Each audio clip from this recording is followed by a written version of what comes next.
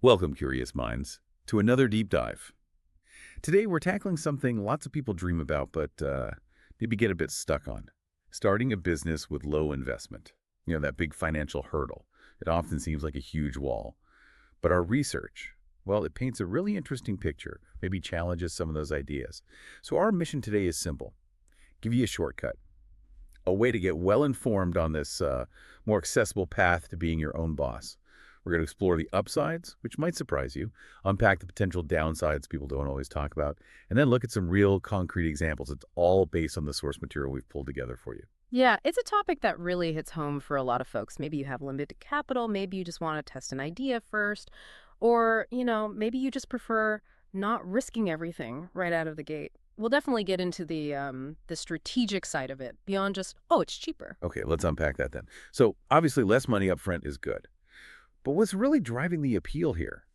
Why are these low investment businesses so attractive? Well, the big one is lower financial risk, obviously, but it's more than just not losing your shirt if things go south. It kind of frees you up mentally. Yeah. You're not paralyzed by the thought of massive debt or losing life savings, so you're more likely to actually innovate, to try things, maybe fail small, learn fast, and then iterate. Oh, okay. Yeah, it makes entrepreneurship less of this huge single bet and more like a learning process, which is vital, especially if it's your first time. That makes a lot of sense.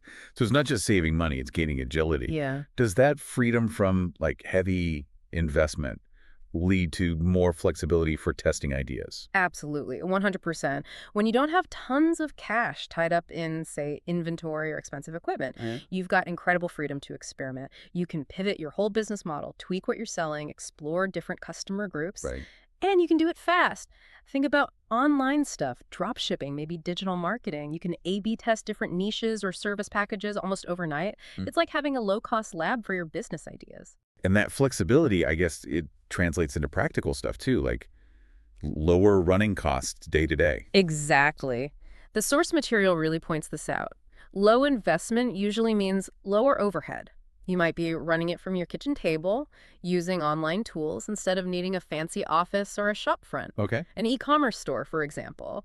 No rent for a physical store, maybe fewer staff needed right away, simpler logistics. Your break-even point drops way down. Which kind of sets the stage for, well, growing sustainably, right? Yeah. Scaling up gradually. Precisely. A lot of these models aren't built for that, hockey stick growth needing huge venture capital rounds.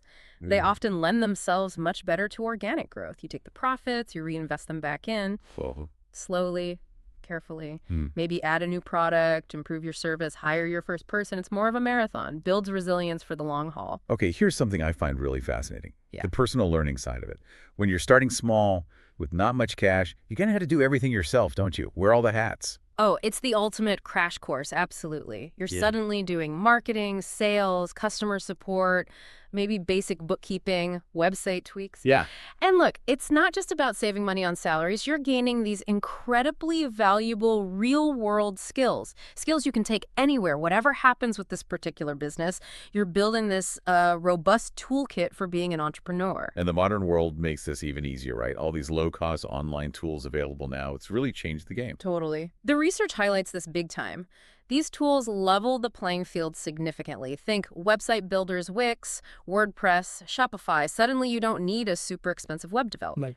Or marketing automation, MailChimp, HubSpot. Social media is mostly free to use. E-commerce platforms like Etsy, eBay, Amazon give you instant reach. Even accounting software like QuickBooks or FreshBooks, design tools like Canva, they all dramatically cut down the need for specialists or, pricey enterprise software. One person can manage a lot more now. Okay, so we've talked up the good parts, the allure, but anything that's accessible usually has a catch, right? What are the downsides? The flip side? Well, yeah. And ironically, the main challenge often comes directly from that low investment starting point. Yeah. You just have limited resources. Yeah. A small budget really restricts you. Maybe you can't source the absolute best quality products. Maybe your marketing reach is tiny. Maybe you can't afford professional help when you hit a tricky legal or financial problem. Hmm. It puts you at a disadvantage compared to competitors who just have more money to throw at things. Right. Like with drop shipping, maybe you can't afford the premium software for deep analytics, or you can't run those big splashy ad campaigns. And that limited marketing budget, hmm that feels like a really big one. Marketing drives growth, but good marketing often costs money. Paid ads, SEO, big social campaigns. It does, absolutely. Now, there are definitely free or low-cost strategies, organic social media, content marketing, word of mouth. They can be powerful, but the trade-off is usually time. A lot of time. They take serious effort to do well, and the results, often much slower. You're basically swapping money investment for sweat equity, for your own time investment. Which leads right into the next point.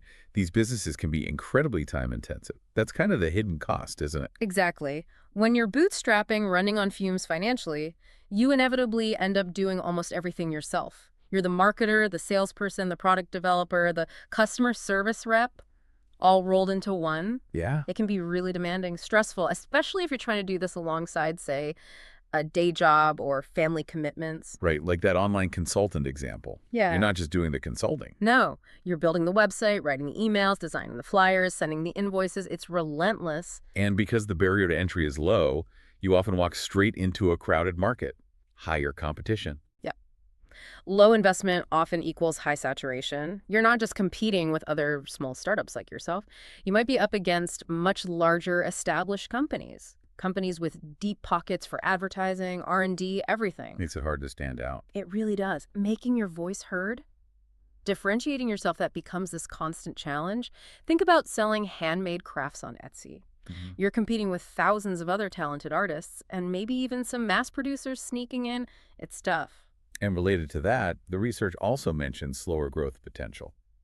It's a direct consequence, really. If you're not pumping in significant capital right at the start for rapid expansion, growth is almost always going to be more gradual. Revenue might trickle in slowly, especially in the beginning. It can take time to build momentum. Okay. A new e-commerce brand, for instance, with just a few products, it's likely going to grow much slower than a big established player with a huge catalog and marketing budget. Patience isn't just nice to have, it's strategically essential. And finally, a really critical point, quality and reliability constraints.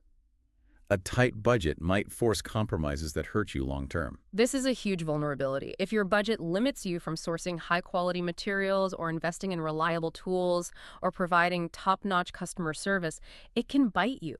Bad reviews start rolling in, your reputation takes a hit. Yeah, that makes sense.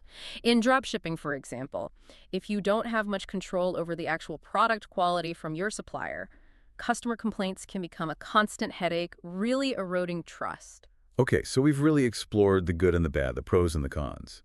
You listening might be thinking, okay, I get the theory, but what kinds of businesses are we actually talking about here? Yeah. Let's move from theory to practice. Our sources had some great, actionable ideas.